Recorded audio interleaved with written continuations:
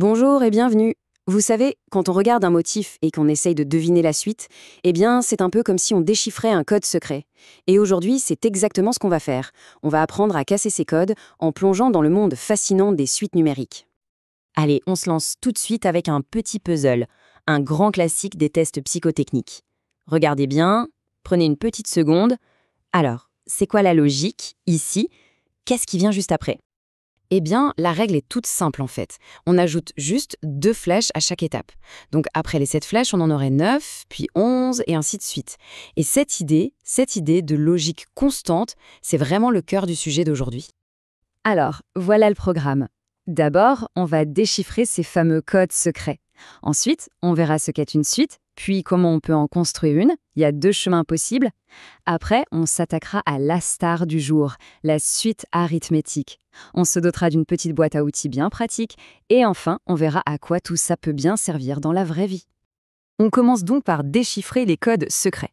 Parce que oui, ces petits casse-têtes, ce ne sont pas juste des jeux en fait. C'est vraiment la porte d'entrée vers un concept mathématique super puissant, qui nous aide à décrire tous les motifs, toutes les progressions qu'on voit autour de nous. Alors, c'est quoi une suite? Eh bien, cette logique, elle a un nom officiel en maths, on appelle ça une suite numérique. C'est tout simplement le langage qu'on utilise pour décrire et pour analyser n'importe quel motif de façon très précise.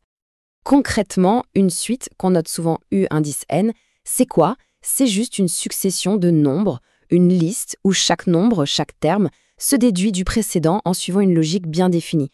Le petit n en indice, c'est juste pour marquer sa position. Premier, deuxième, troisième. Si on reprend notre puzzle avec les flèches U indice 1, c'était 3. U indice 2, c'était 5. Et ainsi de suite. C'est tout simple. Ok, mais alors, comment est-ce qu'on décrit cette logique? Comment on la met en équation? Eh bien, il y a principalement 2 chemins, 2 recettes si on veut, pour construire une suite.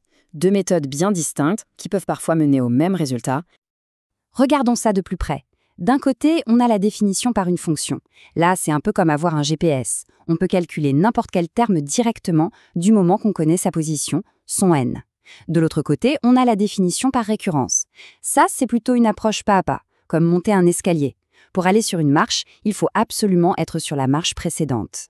Maintenant, on va se concentrer sur la vraie star des suites, la plus courante, la plus utile aussi. J'ai nommé la suite arithmétique. Et devinez quoi? Elle se cachait depuis le début dans notre premier puzzle, celui avec les flèches.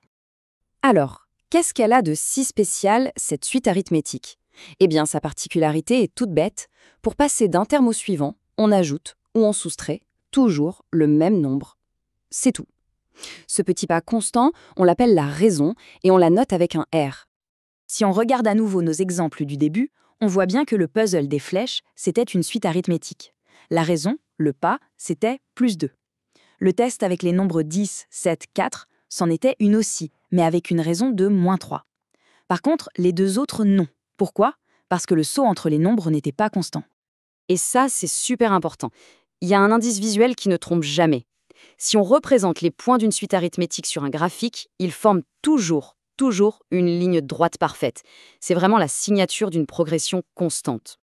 Bon, maintenant qu'on sait ce que c'est, comment on travaille avec? Pour pouvoir manipuler ces suites sans devoir tout recalculer à la main à chaque fois, on a une super boîte à outils et dedans, il y a quelques formules vraiment pratiques. Alors dans cette boîte à outils, qu'est-ce qu'on a? Les essentiels. On a bien sûr la raison R et le premier terme U indice 1. Puis on a cette première formule magique qui permet de trouver n'importe quel terme directement. On veut le 100e terme, pas de problème, on le calcule direct sans passer par les 99 d'avant. Et la deuxième formule, encore plus forte, elle permet de calculer la somme de tous les termes d'un pot. Hyper efficace. Ok, c'est bien beau toutes ces théories, mais concrètement, à quoi ça sert? Eh bien, voyons ça tout de suite. On va mettre nos outils au travail sur un problème bien réel. Imaginez un peu ce scénario. On loue une machine. Le premier jour, ça coûte 60 €. Et chaque jour supplémentaire, le prix augmente de 5 €. On sent bien le truc venir, non?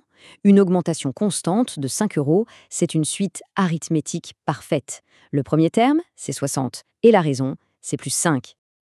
Alors, on pourrait s'amuser à additionner à la main 60, plus 65, plus 70, etc. Mais ce serait long et risqué. À la place, on sort notre boîte à outils. Première étape, on a notre premier terme, U indice 1, c'est 60 €.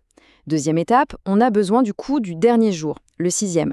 On utilise notre première formule et hop, ça nous donne 85 € pour le 6e jour. Troisième et dernière étape, on applique la formule de la somme avec ces deux valeurs et le résultat tombe 435 €.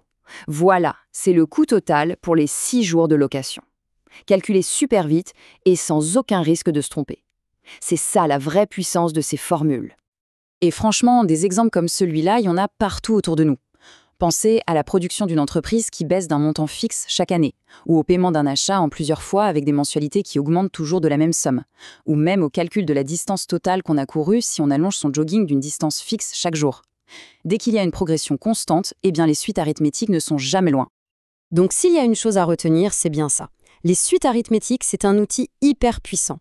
Ça nous donne le pouvoir de décrire, de prédire et surtout de calculer la somme de n'importe quel phénomène qui grandit ou qui diminue de façon constante par étapes régulières.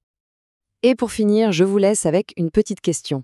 Maintenant qu'on a cet œil pour repérer les motifs, quels sont les schémas prévisibles, les progressions étape par étape qui se cachent dans notre propre routine quotidienne?